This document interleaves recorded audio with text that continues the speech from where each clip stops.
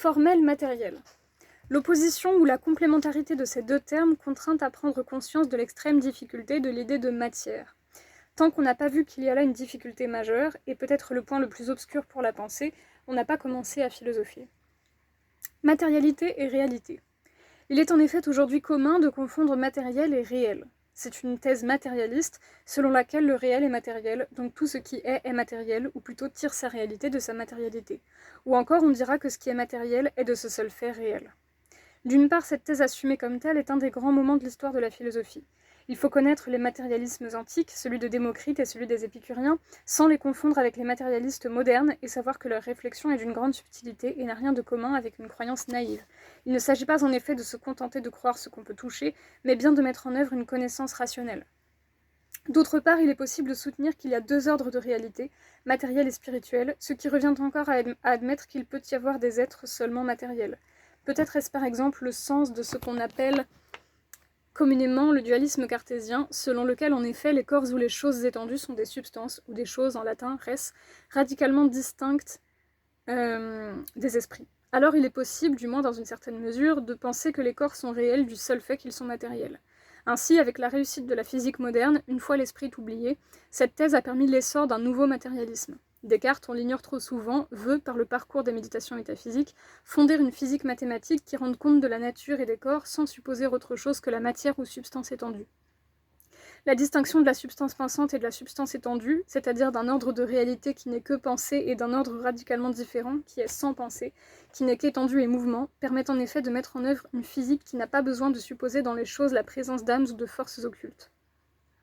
Il devient alors possible de faire l'étude du mouvement à partir de la cinématique, c'est-à-dire des lois mathématiques du mouvement, parce qu'on cesse de penser le mouvement dans la nature par analogie avec le déplacement des hommes ou des êtres vivants. Inertie et spontanéité, l'idée d'un mouvement qui ne soit pas animé et d'une âme qui est esprit et non principe de mouvement. Nous croyons en effet naturellement que ce mouvoir exige un effort et le repos est vécu par nous comme l'absence d'effort.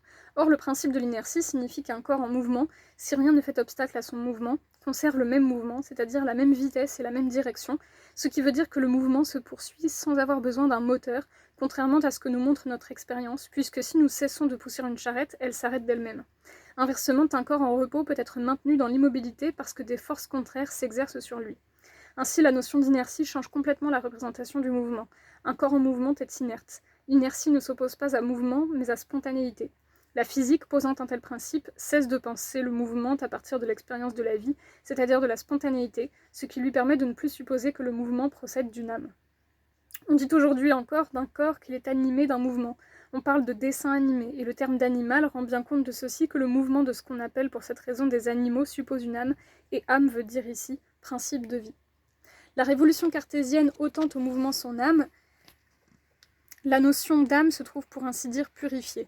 L'âme cesse d'être un principe d'animation du mouvement, anima en latin, pour n'être plus que chose pensante, mens en latin. Sa spiritualité est radicalement distinguée de la vie animale avec laquelle jusque-là elle était généralement confondue, anima signifiant aussi souffle vital. Le grec anémos qui veut dire vent et qu'on retrouve dans anémomètre, voir ça aussi. Le mot esprit, spiritus, veut dire aussi souffle et a gardé ce sens dans l'expression esprit de vin. On appelle encore spiritueux certaines boissons alcoolisées. Ainsi, l'esprit est désigné à partir de la métaphore du souffle. Ce que Descartes veut dire, c'est que l'esprit n'est pas une matière subtile, un souffle, et donc encore un corps, mais qu'il n'est en rien matériel ou corporel. D'un côté, donc, une métaphysique de l'âme comme pure pensée se développera dans la scolastique leibnizienne mise en place par Wolff,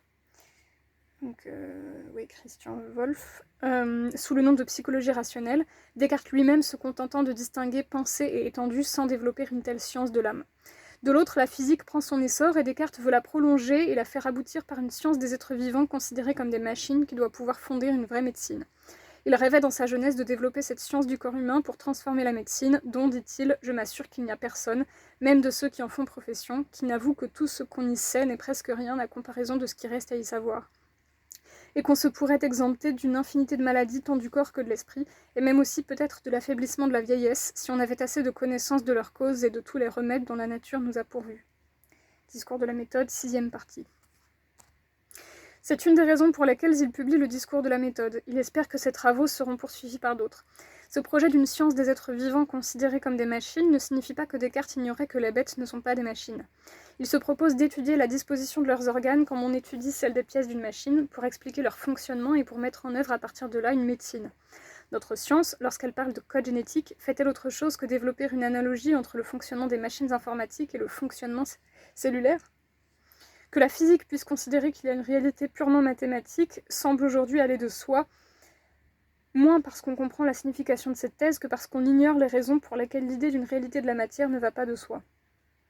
Indépendamment de l'identification cartésienne de la matière et de l'étendue, qui demande pour être comprise une longue analyse que nous ne pouvons proposer ici. La confusion des notions de réalité et de matérialité n'a de sens que si l'on sait que c'est une thèse et qu'on connaît les raisons qui ont permis de l'affirmer et donc aussi les difficultés qu'elle rencontre. L'admettre sans en connaître les tenants et aboutissants théoriques, c'est ne pas savoir ce qu'on dit. L'étude de l'opposition ou de la relation entre matière et forme, présente aujourd'hui encore dans l'usage des adjectifs matériels et formels, est donc l'occasion de prendre la mesure des difficultés et par là de comprendre le bouleversement opéré par la science moderne. Passage au repère matériel-formel. Nous nous demanderons pourquoi Aristote distingue la matérialité d'une chose et ce qui fait sa réalité. Formulée ainsi, la question est paradoxale, c'est-à-dire contraire à l'opinion la plus répandue aujourd'hui, selon laquelle c'est en effet la matérialité qui constitue la réalité, ce qui n'est pas matériel n'étant rien du tout. Il faut donc que nous distinguions radicalement deux acceptions des termes matière et matériel, celle qui est devenue la plus courante et dont nous avons esquissé la formulation cartésienne, où matière est presque synonyme de corps, ou matériel de corporel, et le sens de ces mots dans le couple matière-forme ou matériel-formel. Autrement dit, l'étude du repère matériel-formel est l'étude d'une relation, d'un rapport. Il ne faudra jamais le perdre de vue. Selon un usage scolaire finalement pratique, nous appellerons cette relation ilémorphisme, terme composé sur le grec ilé qui veut dire matière et morphé, forme. Attention, nous désignons par là une relation et non une doctrine. Ilémorphisme. Soit une statue de marbre. Le marbre est la matière dont elle est faite, mais elle a la forme d'Apollon ou d'Aphrodite. La statue a été sculptée dans le marbre et donc, en ce sens, ce n'est qu'un bloc de matière. Mais si c'était seulement un peu moins de matière que dans le bloc de marbre avant qu'il soit sculpté, ce ne serait pas une statue et tout au plus une pierre érodée. Pouvons-nous concevoir qu'il s'agisse d'une statue et donc tout simplement comprendre le terme de statue si nous nous contentons d'y voir du marbre érodé, ou faut-il que nous considérions la forme qui a été donnée au marbre ? Il est clair dans cet exemple d'objet de l'art, d'objet fabriqué par un artisan, que la forme ne vient pas de la matière et que la statue est à la fois forme et matière et non pas seulement matière. Il faut donc, pour comprendre ce que signifie le terme de statue, que nous fassions appel à un principe formel et pas seulement matériel. Avec le couple matière-forme, nous avons deux notions relatives telles qu'on ne peut concevoir l'une sans l'autre. Matière, c'est d'abord matériau. Le grec ilé donnera en latin silois, la forêt. Le premier matériau dont l'homme a pu vraiment user est en effet le bois. Et que nous modelions de la glaise, que nous assemblions du bois ou sculptions du marbre, nous donnons forme à un matériau, et forme dit plus qu'apparence ou allure extérieure d'une chose. C'est la disposition de cette partie. Comme cette organisation la rend reconnaissable ou visible, forme peut désigner aussi bien l'aspect de la chose que la structure interne qui fait qu'elle est ce qu'elle est. En ce sens, la forme ne signifie pas l'aspect extérieur d'une chose, mais ce qui permet de comprendre sa spécificité. Species en latin, c'est aspect et spécificité ou espèce. Lorsqu'il s'agit d'un être vivant, la forme n'est pas imposée de l'extérieur à la matière comme le marbre et le granit travaillés par un artisan extérieur à leur matière. Voir Molière, Le mariage forcé, scène 4. Pancrace. N'est-ce pas une chose horrible, une chose qui crie vengeance au ciel, que d'endurer qu'on dise publiquement la forme d'un chapeau ? Sganarelle, comment ? Pancrace, je soutiens qu'il faut dire la figure d'un chapeau et non pas la forme. D'autant qu'il y a cette différence entre la forme et la figure, que la forme est la disposition extérieure des corps qui sont animés, et la figure la disposition extérieure des corps qui sont inanimés. Et puisque le chapeau est un corps inanimé, il faut dire la figure d'un chapeau et non pas la forme. Oui, ignorant que vous êtes, c'est comme il faut parler, et ce sont les termes exprès d'Aristote dans le chapitre de la qualité.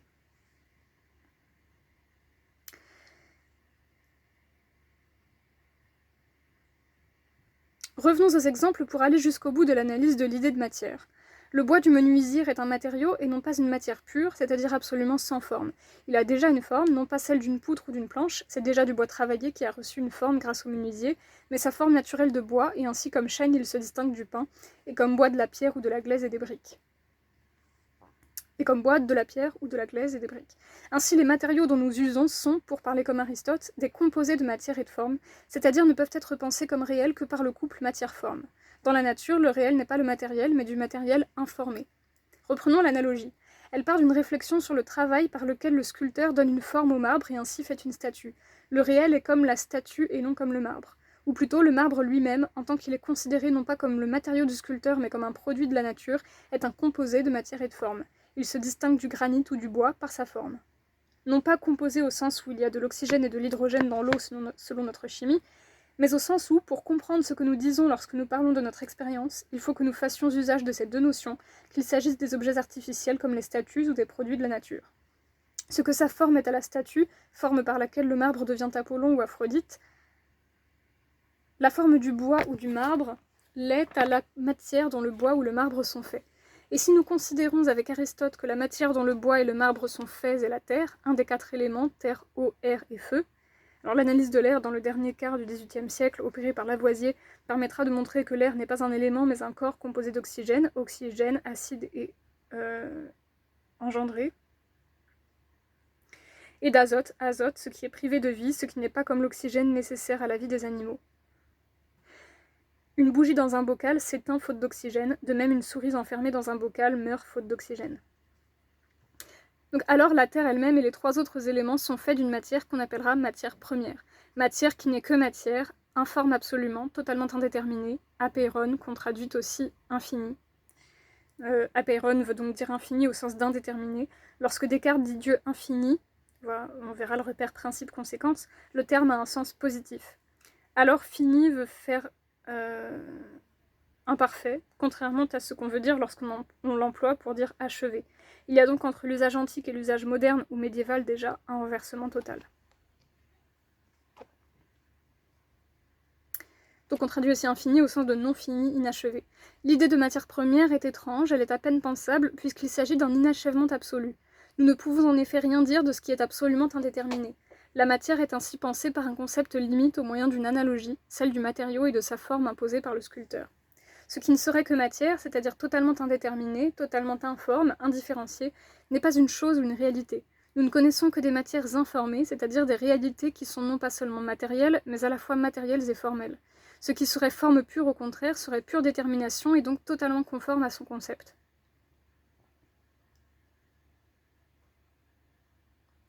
De là l'usage du couple matière-forme ou matériel-formel pour penser le rapport du déterminé et de l'indéterminé dans des domaines totalement différents. Matière signifie donc principe d'indétermination, forme, principe de détermination, et ce rapport, pensé par analogie avec celui du marbre et de la forme de la statue, permet de penser toute chose naturelle ou artificielle, et nous le verrons, son usage peut être étendu par la réflexion à la connaissance elle-même, pas seulement à des choses. Nous voilà loin du préjugé qui confond matériel et réel. Matérialité et contingence. Mais que signifie l'idée que les réalités artificielles ou naturelles doivent être pensées comme des composés de matière et de forme? Que signifie cette thèse? Qu'il y a en toute chose une partie réductible d'indétermination. Par là, Aristote pense la contingence du monde que nous habitons, contingence radicale.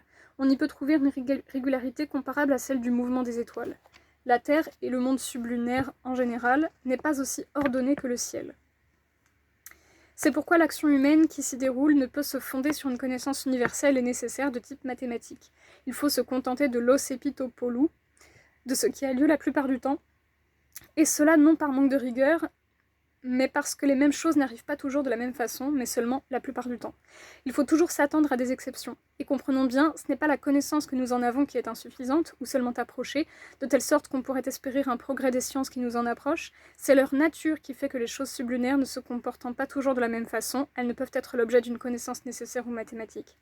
De là résulte cette conséquence considérable que les choses humaines ne peuvent être l'objet d'un savoir comparable à la géométrie. Elles sont seulement praticables, c'est-à-dire maîtrisables dans la pratique et non par la théorie. L'éthique et la politique sont en ce sens une science pratique et non pas du tout l'application aux choses humaines d'une théorie mathématique ou d'une quelconque science nécessaire. Répétons-le, la leçon aristotélicienne est que l'action humaine ne saurait reposer sur un savoir de type mathématique. Les objets mathématiques sont des formes considérées à part de toute matière.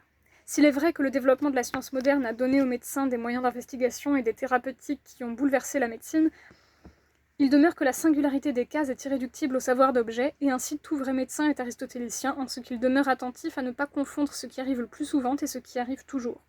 Cette attention à ce que l'expérience nous apprend d'irréductible aux généralités fait d'Aristote le père de l'empirisme.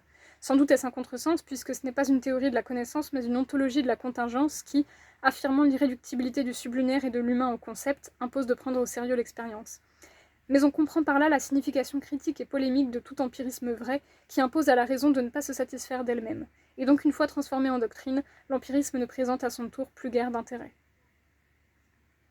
La matière logique. Mais pour bien comprendre le sens de l'usage de la relation illémorphique, c'est-à-dire du rapport qu'il est possible de penser entre matière et forme à partir de l'analogie de la statue, considérons l'idée de matière logique. Cette expression ne veut rien dire si par matière on entend les corps ou les éléments dont ils sont composés selon la théorie atomiste. Que signifie-t-elle ? Nous pouvons classer les êtres en genres et espèces depuis le concept le plus général jusqu'au concept le plus déterminé. Ainsi, animal est plus général que homme, homme plus général qu'athénien, etc. Du plus général au plus particulier, nous allons du plus indéterminé au plus déterminé, du plus pauvre en caractères au plus riche. De même que le bois est plus indéterminé que la statue, que le sculpteur y découpe, de même la généralité du genre peut être considérée comme une matière logique, dans laquelle les espèces sont découpées de plus en plus précisément, c'est-à-dire d'une manière toujours plus déterminée jusqu'à l'individu. Socrate, athénien de telle époque. Ainsi, matière désigne un principe d'indétermination et forme un principe de détermination. Ici, la détermination est spécification. Spécifier, selon l'usage commun de la langue, veut dire préciser, ne pas rester dans l'indétermination. Concept intellectuel et intuition sensible. Selon la même signification du rapport de la forme à la matière, selon le couple matériel-formel ou illémorphisme, on pourra dire que les données sensibles sont la matière de la connaissance, car par elles-mêmes encore confuses et indistinctes, indéterminées, tant que l'ordre n'y a pas été mis par l'entendement. Les classifications et les relations que produit le travail de l'entendement peuvent donc être pensées comme des formes qui organisent ou ordonnent la matière sensible. Alors la connaissance est conçue comme un composé de matière et de forme. Par exemple, le concept de couleur est la forme sous laquelle sont rangées les impressions colorées et, par là, la conscience les distingue des sons en général. Le pur sensible serait donc indistinct. Il faut une activité intellectuelle, un travail de détermination ou de conceptualisation pour qu'il y ait conscience, distinction et non confusion totale. L'acte par lequel l'entendement met de l'ordre dans le sensible et ainsi constitue l'expérience s'appelle jugement déterminant. Car l'expérience n'est pas un amas confus de données sensibles, mais toujours déjà une mise en ordre des données, une interprétation. Poursuivons cet usage de l'analogique et de l'illémorphisme, c'est-à-dire du rapport entre un principe de détermination et un principe d'indétermination. Une matière sans forme est pure indétermination. Des données sensibles, la matière de la connaissance, qui ne seraient pas déjà ordonnées par les concepts ou les formes intellectuelles. Des données sensibles qui ne seraient pas déjà ordonnées ne seraient encore rien pour la conscience, sinon un chaos où rien ne se distinguant de rien, elle ne pourrait rien discerner. Si l'on appelle intuition la réception des données, il faut donc dire que l'intuition sans concept est aveugle. Inversement, une forme sans matière est vide. Elle n'a rien à ordonner et nous n'en aurions pas même l'idée si elle n'avait un contenu ou une matière à organiser. De la même façon, un outil ne sert à rien s'il n'a pas un matériau à travailler. Des concepts sans intuition sont vides. Dans une telle perspective définie par Kant dans la critique de la raison pure, en 1781, sensibilité et entendement sont entre eux comme matière et forme, de telle sorte que l'un ne va pas sans l'autre. La connaissance dont l'homme est capable est un composé de matière et de forme, de sensible et d'intellectuel. Ainsi, le couple matériel-formel, instrument d'analyse que nous retrouvons partout dans la philosophie, permet de penser la connaissance. Si l'analyse distingue la forme et la matière, elle ne les distingue que pour penser leur inséparabilité, leur unité. Il est impossible que nous ayons une matière pure ou une forme pure qui soit comme deux choses ou deux objets. Soyons attentifs à ne pas hypostasier nos instruments d'analyse.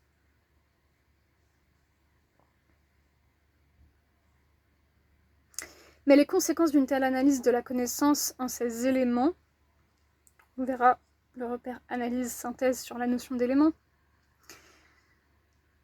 lesquels, répétons-le, ne sont rien à part les uns des autres et n'ont de réalité que par l'analyse philosophique, ce ne sont pas des réalités mentales, sont considérables. Il devient en effet impossible d'opposer deux sortes de connaissances, une connaissance seulement sensible et une connaissance seulement rationnelle ou intellectuelle.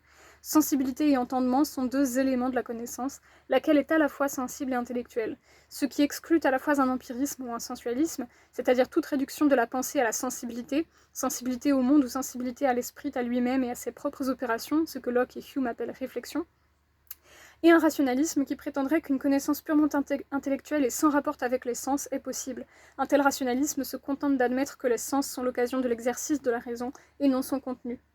Du même coup, le lien de la conscience à la sensibilité est tel qu'il devient impossible de rêver une connaissance affranchie du sensible.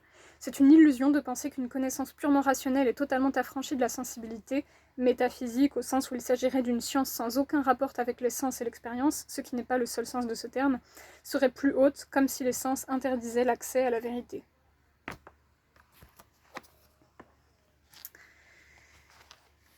La difficulté est alors de comprendre la nature des mathématiques et de la physique mathématique, c'est-à-dire le rapport des mathématiques à l'expérience. Car elles n'ont rien d'empirique et la raison y conduit ces démonstrations sans jamais se fonder sur des données sensibles. C'est la raison pour laquelle Platon faisait de l'apprentissage de la géométrie l'exercice préparatoire à la philosophie entendu comme science totalement affranchie du sensible. L'originalité et peut-être l'essentiel de la démarche kantienne est d'avoir ramené les mathématiques du ciel sur la terre.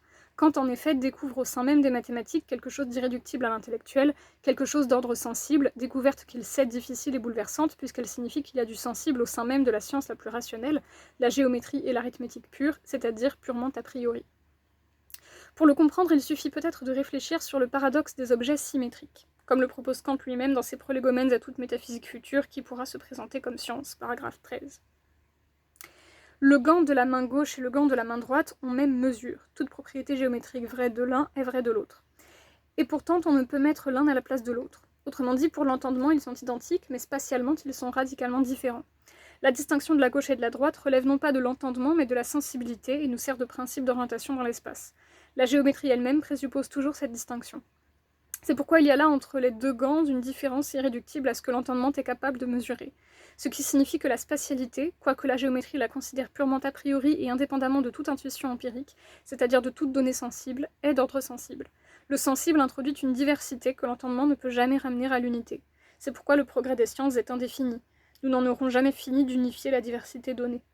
De là, il résulte que la connaissance mathématique, contrairement à ce qu'il fallait penser avant cette découverte du caractère sensible de l'espace, ne nous fait pas sortir de l'expérience, ou plutôt de l'expérience possible.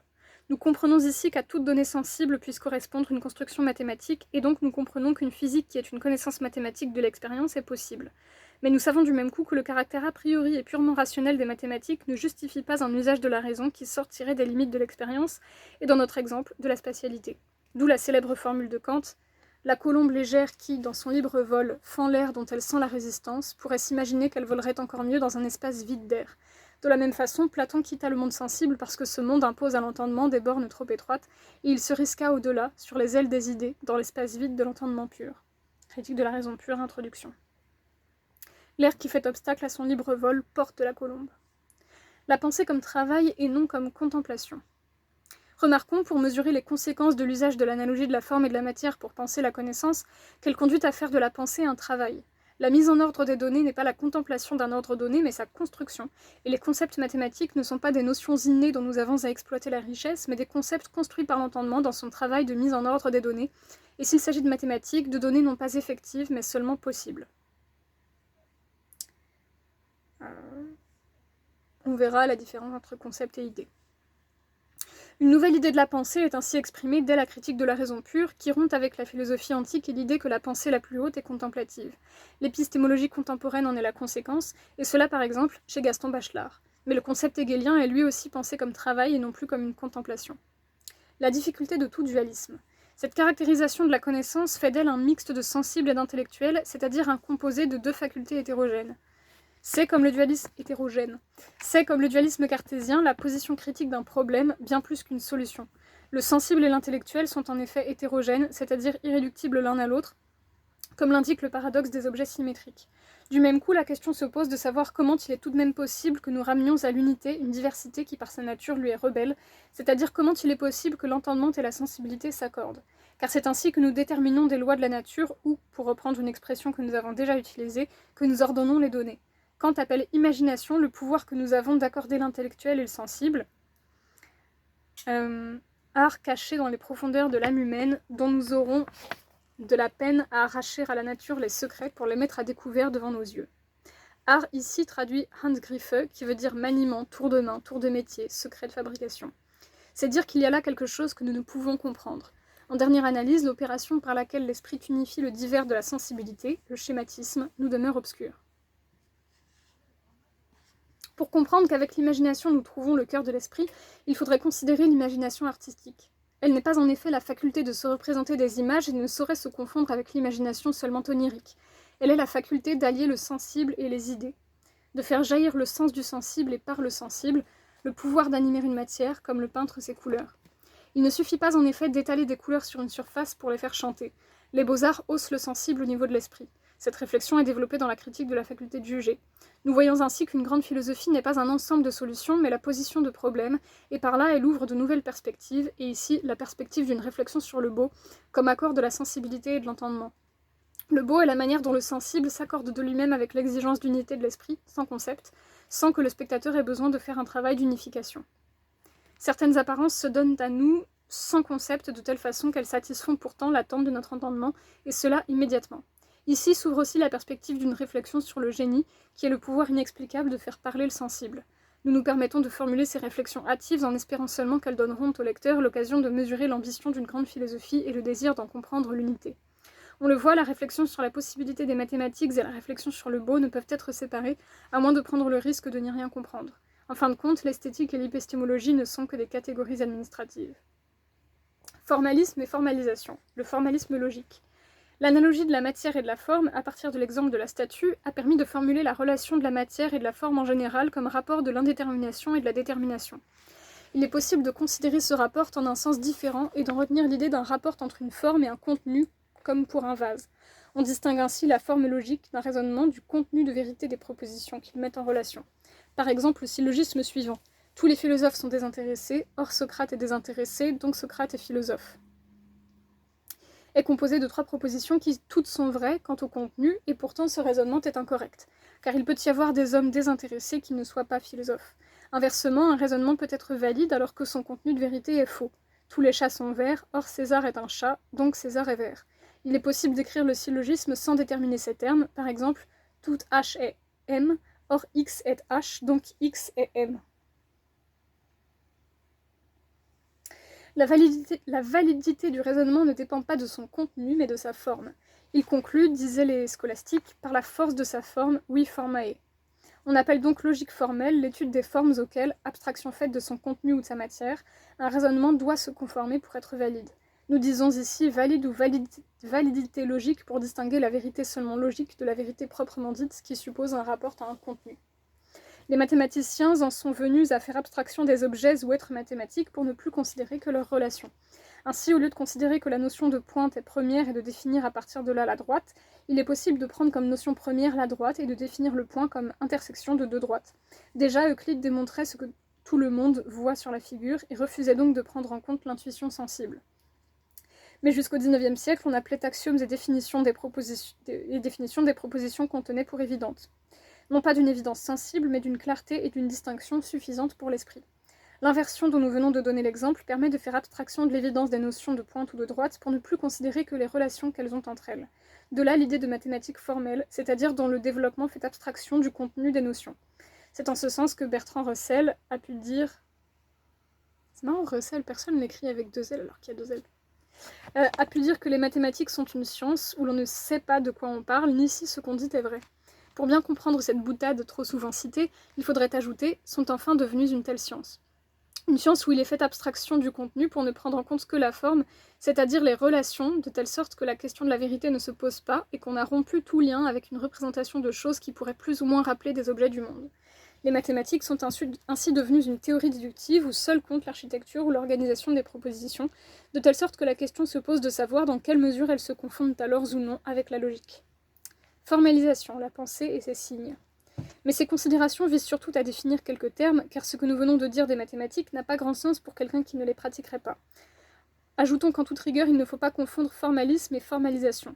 Il y a formalisation lorsque les termes premiers et leurs relations ainsi que la théorie déductive qu'on construit à partir de là sont exprimés en langage symbolique, et qu'il suffit de respecter les règles d'écriture des symboles pour formuler des propositions nouvelles. Alors, et c'est ce qu'on cherchait à obtenir, le raisonnement n'est plus qu'un calcul, c'est-à-dire un calcul sur des signes qui fait totalement abstraction de ce dont les signes sont les signes. Il y a là, pour ainsi dire, un niveau de plus dans l'abstraction que dans le formalisme entendu comme mise entre parenthèses du contenu. Après avoir considéré les relations en faisant abstraction du contenu, c'est-à-dire des êtres entre lesquels il y a relation, on fait abstraction des relations elles-mêmes pour ne plus considérer que les signes qui les symbolisent. Alors il y a, à proprement parler, formalisation. Une telle formulation, une telle écriture, permet de s'assurer d'une manière plus rigoureuse encore de la validité logique des théories déductives. Mais là encore, ces remarques n'ont pas grand sens pour qui ne pratique pas le calcul logique. Exemple des chiffres de l'arithmétique ordinaire. Le lecteur ignorant sait tout de même compter et donc manipuler les symboles de l'arithmétique. Ces symboles fonctionnent comme les cailloux, calculus en latin veut dire caillou, ou les bâtonnets qu'on groupe par dizaines, ou les boules d'un boulier. Arrivé à 10, j'écris le chiffre 1 dans la colonne qui symbolise les paquets de 10 et 0 dans celle des unités. L'écriture 10 symbolise le nombre 10. 154 veut dire que j'ai une centaine, 5 dizaines et 4 unités. On remarquera que la formulation ordinaire des nombres, 154, est une première façon de ranger les nombres par dizaines, centaines, etc. et permet donc un calcul mental d'une grande efficacité, ce qui fait du calcul mental un des éléments les plus importants de l'instruction élémentaire quand elle a lieu. Ainsi, vérité élémentaire mais généralement ignorée, le chiffre est une écriture, le nombre un concept. Le chiffre est un signe, le nombre ce dont le chiffre est le signe et que je conçois. On remarque ici que le 0 est d'abord un signe qui permet le fonctionnement de notre écriture. Il suffit de connaître les règles de l'écriture pour faire une opération complexe, par exemple la plus complexe qui est la division, qu'en France nous faisons selon une méthode inventée par Condorcet. Lecteur, posez ici quelques opérations pour prendre conscience que calculer, c'est manipuler des signes sans s'intéresser à ce dont ils sont les signes. Par exemple, si je dis, lors d'une addition complexe, 7 plus 5 égale 12, je pose 2 et je retiens 1, je n'ai pas besoin de me dire que ce 1 est une dizaine ou un paquet de 1000 selon le cas. La ruse qui consiste à remplacer la conception des nombres par l'écriture des chiffres permet de faire des opérations très complexes qui sans cela demanderaient un temps considérable ou même seraient inaccessibles. Conséquences concernant le langage en général. Ainsi, sans les signes, nous ne pourrions guère avancer dans la numération, et cette remarque peut s'étendre à l'exercice de la pensée en général. Nous resterions bloqués sur quelques évidences premières si nous ne nous étions pas donné des signes et ce que Leibniz appelle une pensée aveugle et suppositive, c'est-à-dire délibérément inattentive à son contenu, au sens, et refusant de s'assurer qu'alors elle peut comprendre ce qu'elle dit. Les signes ne servent donc pas seulement à donner à nos pensées une existence extérieure qui les rend communicables aux autres, mais nous les utilisons sans avoir besoin de considérer à chaque fois les choses ou les représentations dont ils sont les signes, de telle sorte qu'en combinant des signes, nous formons des pensées nouvelles auxquelles sans cela nous ne serions jamais parvenus. C'est aussi la raison pour laquelle il nous arrive de croire que nous pensons alors que nous ne faisons que parler et combiner des mots, c'est le psittacisme. Nous parlons alors comme le perroquet qui ne comprend pas les sons qu'il profère. Sans les chiffres, nous ne pourrions venir à bout de nos calculs. Sans les mots, contraints d'être toujours attentifs au contenu de nos moindres pensées, pourrions nous-mêmes penser? Il faut que nous remplacions nos représentations par des signes pour pouvoir penser. Ces remarques suffiront ici pour donner à réfléchir sur la possibilité d'une écriture faite de symboles, telle que la seule application des règles d'écriture permet d'avancer sans que la pensée ait besoin de considérer un quelconque contenu de vérité ou de sens. Une science entièrement formalisée comme certaines parties de la logique réalise dans une certaine mesure ce rêve leibnizien. En quel sens la notion de forme permet-elle de penser la moralité? Il est possible d'appeler matière ou objet de la volonté tout ce qu'un homme peut vouloir ou même désirer, et qui pour une grande part rentre dans la catégorie générale du bien-être. Je peux vouloir boire un verre de bière, aller me promener, faire fructifier mes affaires, etc. Du côté de l'objet ou de la matière de la volonté, il n'y a pas de règle, et chacun est juge de ce qui fait ou non son bonheur. La moralité de nos actions ne réside pas dans cette matière ou dans les buts que nous poursuivons, mais dans la disposition intérieure de la volonté. Je puis vouloir m'enrichir et pour cela faire le juste prix. Être ainsi honnête par intérêt ne comporte aucune moralité ni aucune immoralité. Le vouloir par principe pour le principe, c'est-à-dire être honnête par honnêteté, c'est tout autre chose. Ainsi les stoïciens considéraient comme indifférents tous les biens que les hommes ont coutume de priser. Eux-mêmes pouvaient les poursuivre, mais à condition de ne jamais oublier qu'ils ne sont rien au regard du seul bien qui ne soit pas relatif. La liberté intérieure, pouvoir de bien juger, puissance de vouloir comme il faut, selon l'expression par laquelle Leibniz reprend explicitement cet aspect essentiel du stoïcisme. Il ne sert à rien en effet de s'offrir un bien si l'on n'est pas d'abord capable de juger si c'est ou non un bien. Les stoïciens montraient ce qu'est cette disposition intérieure par l'image de l'archer. Le bon archer peut manquer sa cible, c'est-à-dire ne pas atteindre son but, parce qu'un coup de vent imprévisible, et non pas seulement imprévu, a tourné la flèche de sa cible. Il n'en demeure pas moins un bon archer, c'est-à-dire possède la disposition intérieure qui fait de lui un véritable archer. Inversement, celui qui atteint la cible parce qu'un coup de vent imprévu a porté la flèche au centre de la cible ne devient pas par là un bon archer. Cette comparaison célèbre permet de distinguer la finalité pratique ou morale des autres sortes de buts. Voir Cicéron, des termes extrêmes des biens et des maux, 6-21. En grec, télos désigne la disposition intérieure de l'archer et scopos le but ou la cible.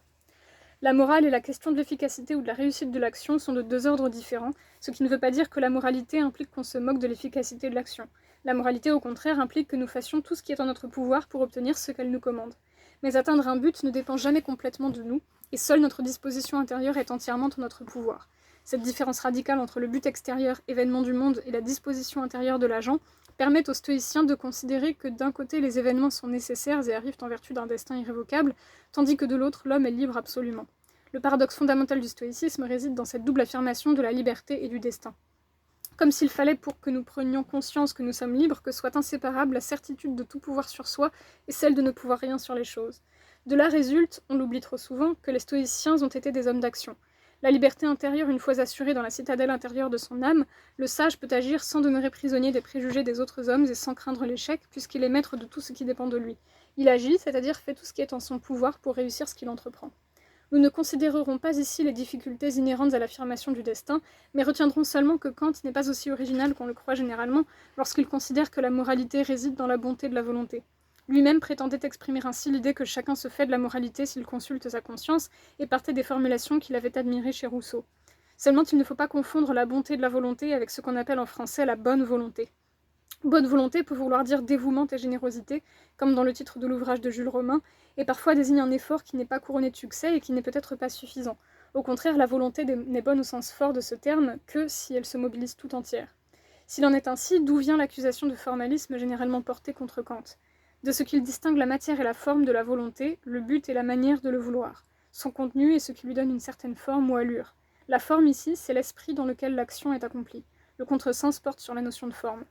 On appelle en effet formalisme au sens péjoratif un respect des formes extérieures qui peut aller contre l'esprit de ce qu'elles sont censées exprimer.